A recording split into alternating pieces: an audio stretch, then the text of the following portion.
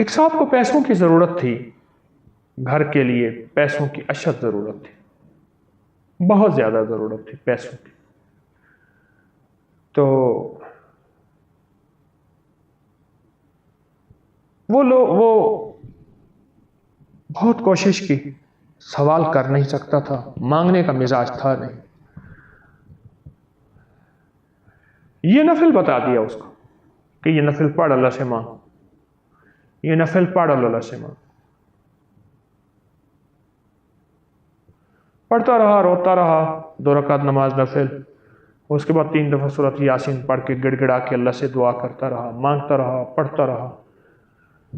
روزانہ پڑھیں، صبح شام پڑھیں، روزانہ پڑھیں، پڑھ یقین سے پڑھیں، توجہ سے.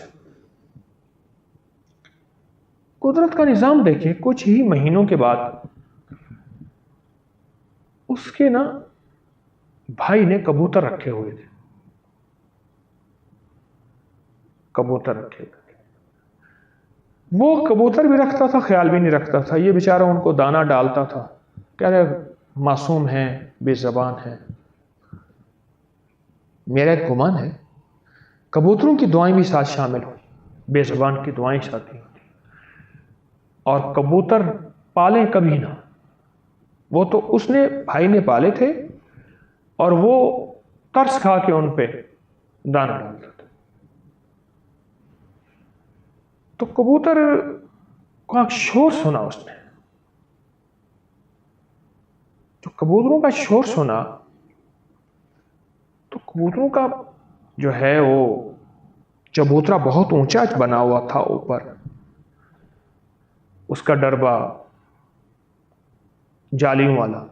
تو وہاں بلی کا جانا گمان نہیں تھا. وہ بھاگا کہ شاید کوئی بلی ہے، کیا ہے. اندر گیا تو اندر ایک بہت بڑا شاہین تھا جو کبوتروں پہ جھپٹ رہا تھا. کہیں سے اڑتا ہوا آیا، اونچا دیکھا، کبوتر ہیں، اس نے کہا شکار ہے. کچھ اس نے زخمی بھی کر دیے تھے، مار بھی دیے تھے. اس نے جا کے کیا کیا، وہ دروازہ تو کھلا ہوا ہوتا تھا، کبوتر اڑتے تھے اور پھر آ کے بیٹھ جاتے تھے. بلی کا وہاں جانے کا گمان ہی نہیں تھا. اس نے وہ بند کر دیا. اب بند کر کے اب کہنے لگا اس کو نکالوں کیسے. ایک دوست تھا، اس کو بلا کے لایا، وہ شکاری تھا. اس نے دیکھا، اس نے کہا وہ تو لاکھوں روپے کی چیز ہے، کہاں سے آئی؟ ایسے آ گئی. کہا تیری تو قسمت ہے. اب اس پہ کسی طرح کپڑا ڈالا اور کپڑا ڈال کے، چادر ڈال کے اس کو بے بس کیا اور بڑا سا پنجرا بنوایا اور پھر اس کو اس پنجرے میں منتقل کیا اور پھر اس کے گاہک تلاش کیے. یہ بات ہے کوئی غالباً 30-32 سال پرانی.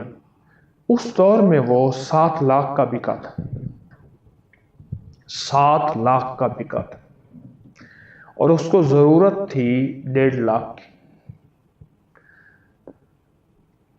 نفل حاجت کے اور سورۃ یاسین پڑھتا رہا یقین سے اور اس کا کام بن گیا. یہ ایک ضمناً بات سامنے یاد آئی تو میں نے عرض کیا آپ کو سنا دوں.